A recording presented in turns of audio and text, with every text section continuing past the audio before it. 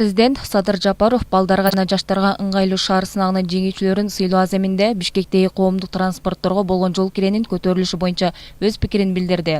Анда Жапаров жол кире калк үчүн өтө жогору болбош керектигин, эл тарифтин айынан кыйналбашы керектигин белгилеп, аны менен катар мамлекет башы жол кирени өзгөртө турганын карап жаткан шаардын мэриясы пенсионер, студент жана окуучулар үчүн жеңилдиктерди түзүшү зарылдыгын кошумчалады. Бишкекте коомдук транспортторго жол кире 2012 жылдан бери өзгөргөн эмес. Шаар мэрине бул маселени коомчулук менен талкуулоо боюнча тапшырма бердим.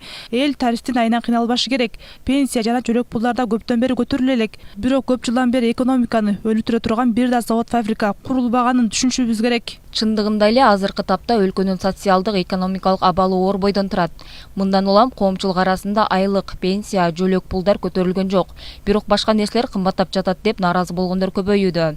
Тактап айтканда, учурда карапайым калкты өкмөт электр энергияга болгон бааны жогорулатуу жана жол киренин баасын кымбаттатуу боюнча сунушу кабатыр кылды. Смотрите, зарплата не растет, пенсии в ближайшем будущем не увеличатся, пособия те же, доходы у населения те же, получается, а рост цен произошло. Что делает в это время правительство? Хочет поднять тарифы на электричество, хотят поднять цены на проезд,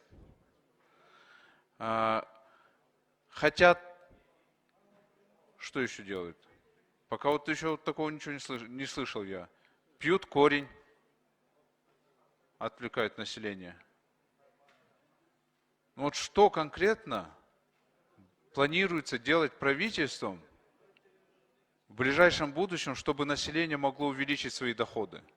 Белгилей кетсек, кече 27 апрелде Бишкек шаардык мэриясы жол кирени көтөрүүгө байланыштуу токтом долбоорун коомдук талкууга койду.